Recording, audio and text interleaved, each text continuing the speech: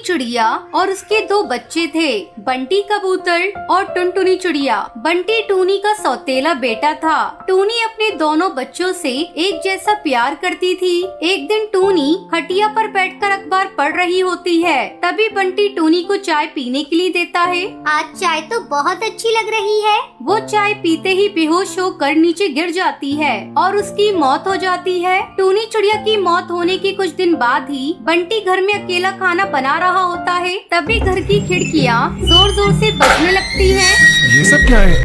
बाहर कोई हवा नहीं चल रही, फिर ये खिड़कियाँ कैसे हिल रही थी? बंटी कबूतर जैसे ही पीछे मुड़ता है, उसके सामने एक भूतिया टूनी चिड़िया की आत्मा आ जाती है। तभी बंटी कबूतर जोर से चीखता है और उसके हाथ से सारा सामान टूट जाता है। बचाओ बचाओ टुनटुनी! बंटी की आवाज सुनकर टुनटुनी वहाँ पर आती है। क्या तुमसे काम ढंग से नहीं होता है ना? सारा सामान तोड़ दिया तूने। तू आज पूरी रात घर के बाहर पहरा देगा, समझ गया? काम चोर कहीं का। टुनटुनी के कहने पर बंटी रात को घर के बाहर बैठकर पहरा दे रहा था कि तभी उसे अपनी माँ भूतिया टूनी चिड़िया की आत्मा दिखाई देती है। बंटी, अरे ओ बंटी, कहाँ हो तुम? जल्दी इधर आओ। ये देखकर बंटी बहुत डर जाता है और भागकर टुनटुनी के पास जाता है। उठो, जल्दी उठो, माँ की आत्मा! टुनटुनी जैसी बात सुनती है, वो बोलती है, कहाँ है? कहाँ है? बोलो ना, कहाँ है? टुनटुनी बंटी कबूतर के साथ घोंसले के बाहर जाती है। वहाँ पर कोई नहीं होता। पागल है क्या? रात को सारी नींद खराब कर दी। चल जाकर अपना काम कर। दूसरे दिन बंटी सुबह सुबह काम कर रहा होता है, तभी उसके कान में हल्की हल्की आवाजें आने लगती हैं। बंटी, अरे ओ बंटी। आवाजें सुनकर बंटी कबूतर घबराकर बोलता है, कौन है यहाँ? क्यों मुझे परेशान कर रहे हो? मैंने क्या बिगाड़ा है आपका? बोलो, छोड़ दो मुझे। तभी बंटी कबूतर के सर के ऊपर खून की बूंदें टपकने लगती है। वो पूरी तरह से डर जाता है। प्लीज छोड़ दो मुझे, छोड़ दो। वहीं टुनटुनी अपने बॉयफ्रेंड कालू कौवे के साथ बातें कर रही होती है। कौन है ये? अरे ये क्या हो गया इसको? ये ऐसे क्यों चीख रहा है? अरे ये मेरी माँ का सौतेला बेटा है और मेरी माँ के निपटने के बाद ये पागल हो गया है। हर जगह से हमारी मरी हुई माँ दिखाई देती है।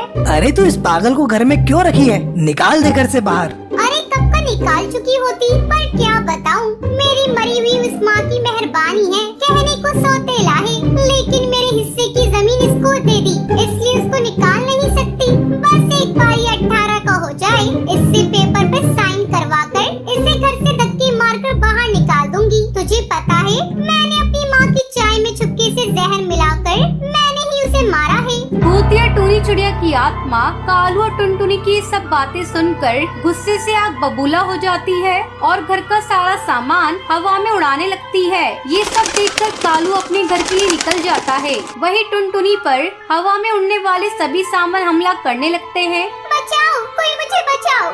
मैं तुझे नहीं छोड़ूंगी टुनटुनी। तूने मेरे साथ इतना बड़ा धोखा दिया। तू मेरी कातिल है, कातिल। टुनटुनी के चिल्लाने की आवाज सुनकर बंटी कबूतर वहाँ आता है और अपनी भूतिया माँ टूनी चिड़िया की आत्मा को देखकर बोलता है, माँ रुक जाइए, क्या बात है? आप हमसे नाराज क्यों हैं? बताइए मुझे, आप हमें मारना क्यों चाहती हैं? मैं तुम्हें नहीं मारना चाहती बेटा, मुझसे भूल हो गई। जो मैंने तुम्हें गलत समझा, धोखेबाज और फरेबी तो ये है। इसने मेरी चाय में जहर मिलाकर मुझे मार डाला। मैं इसे नहीं छोड़ूंगी। पर माँ, टुनटुनी को मारकर आपको क्या मिलेगा? क्या आपको वापस जिंदगी मिल सकती है? टुनटुनी ने जो किया वो गलत है, लेकिन आप ऐसा गलत काम क्यों कर रही हैं माँ? बेटा, ये तुम्हारे साथ इतना बुरा व्यवहार करती है, फिर भी तुम इसको बचाना चाहते हो? हाँ माँ, क्योंकि ये मेरी बहन है और आप इन्हें माफ कर दीजिए। ये आप ही की तो बेटी है और जो किसी को माफ करता है वह ही सबसे बड़ा होता है। आज तुम्हारे सौतेले भाई ने, जिससे तुम बहुत नफरत करती हो, उसी ने तुम्हारी जान बचाई है। तुम जिंदगी भर इससे नफरत करती रही और ये तुमसे प्यार करता रहा। भूतिया टूनी चिड़िया की आत्मा की बातें सुनकर टुनटुनी को अपनी गलती का एहसास होता है। मुझे माफ कर दीजिए माँ, मैं अपने लालच में अंधी हो गई थी।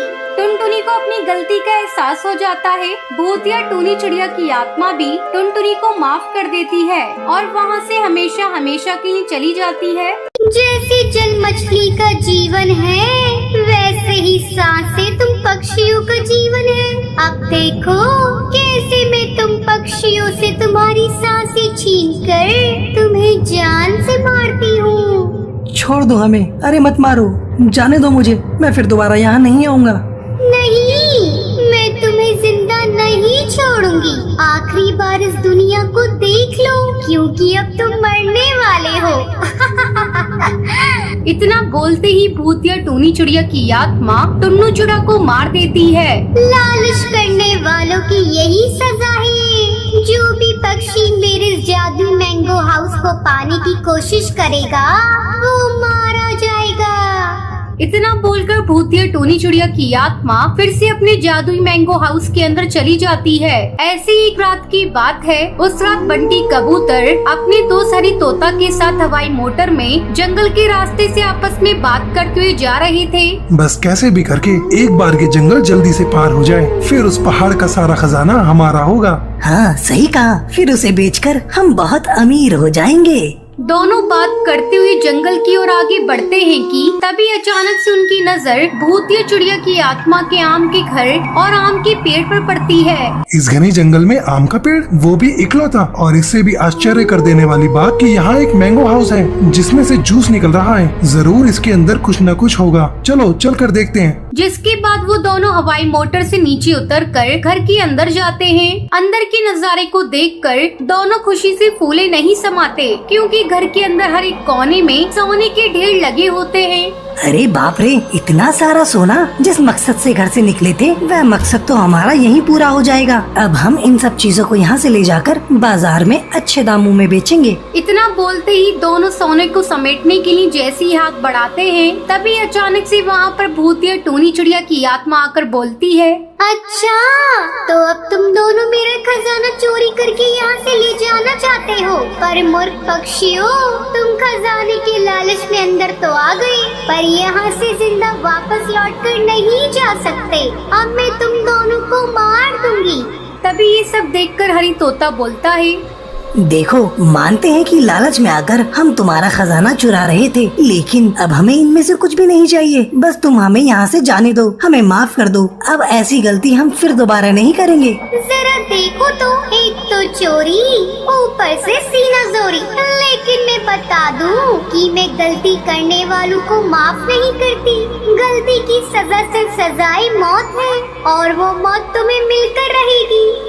ये कहकर भूतिया टूनी चिड़िया की आत्मा उन दोनों को मार देती है। इस हादसे को भी कुछ दिन बीत जाते हैं और फिर एक शाम टुनटुनी चिड़िया सब्जी की टोकरी सर पे उठाए जंगल के रास्ते से घर लौट रही थी। उसी वक्त उसकी नजर भूतिया टूनी चिड़िया की आत्मा के बने आम के घर पर पड़ती है, जिसे देखकर टुनटुनी बोलती है, अरे मैंगो हाउस, इस पर तो मेरी नजर कभी गई ही नहीं। और बड़े ताज्जुब की बात है, इसमें से जूस निकल रहा है। क्यों ना मैं इस जूस को थैली में भरकर घर ले जाऊं? इससे मेरे बच्चों का पेट भर जाएगा। तभी वो घर के पास जाती है। अचानक दरवाजा खुल जाता है। टुनटुनी चिड़िया अंदर जाकर देखती है चारों तरफ सोना। वो एक सोने का सिक्का उठा लेती है।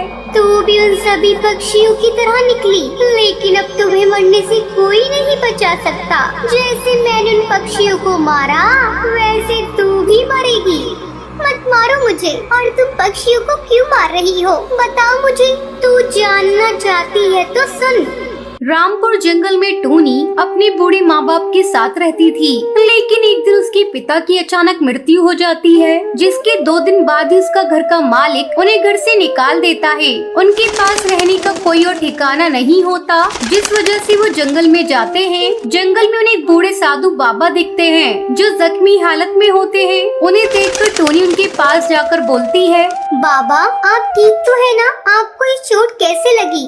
कुछ दुष्ट पक्षी मेरे पीछे पड़ गए थे। मैं एक सिद्धि साधु बाबा हूँ और मैंने बहुत तपस्या करके इस बीज को बनाया है। ये जादुई आम का बीज है। अगर तुम इसे जमीन में बोकर पेड़ बना दोगी और इस पेड़ से जो भी मांगोगी वो तुम्हें मिलेगा, वो तुम्हें देगा। तुम इसे रख लो, ये तुम्हारी बहुत मदद करेगा। इतना बोलते ही बाबा दम तोड़ देते हैं, जिसके बाद टूनी चिड़िया उस बीज को मिट्टी में दबा देती है और देखते ही देखते वहाँ पर एक जादुई आम का पेड़ उग जाता है। और टूनी बोलती है, हे जादुई आम के पेड़, हमारे पास घर नहीं है, कृपया करके आप हमें रहने के लिए घर दे दीजिए। टूनी के इतना बोलते ही वहाँ पर जादुई आम का घर बन जाता है, जिसमें टूनी अपनी माँ के साथ रहने लगती है। धीरे धीरे ये बात जंगल के सभी पक्षियों को पता चल जाती है। ऐसे ही एक दिन जब टूनी पेड़ से आम तोड़ रही होती है कि तभी कड़कनाथ सेठ और उसके 2 गुंडे टूनी को घेर कर खड़े हो जाते हैं। आजकल तू बहुत राजा महाराजा वाली जिंदगी जी रही है, लेकिन अब और नहीं। तू चुपचाप से ये घर हमें दे दे, नहीं तो मैं तुझे और तेरी बुढ़िया माँ को जान से मार दूंगा। मेरे पास बस यही घर है, अगर तुमने ये भी ले लिया तो हम कहाँ जाएंगे, इसलिए मैं ये घर तुम्हें नहीं दे सकती। वो कहावत सही कही है किसी ने, जब घी सीधी उंगली से ना निकले तो उंगली टेढ़ी करनी चाहिए। अब मैं वही करूँगा। फिर उसने मेरी माँ और मुझे रस्सी से बांधकर पेड़ पर टांग दिया और रस्सी खींचती एक ही झटके में हम दोनों की मौत हो गई। और तभी से मैं अपने साथ हुए अन्याय का बदला पक्षियों को मारकर ले रही हूँ। मैं मानती हूँ जो उन पक्षियों ने तुम्हारे साथ किया वो गलत था, लेकिन तुमने भी तो अपनी इंतकाम की आग में जलकर बहुत से बेगुनाह पक्षियों को मार डाला। क्या वो सही है? तुमने मेरी आंखें खोल दी और मुझे गलत होने का एहसास कराया, इसलिए मैं अपना पश्चाताप के लिए यहाँ से जा रही हूँ। इतना बोलते ही भूतिया टूनी चिड़िया की आत्मा वहाँ से हमेशा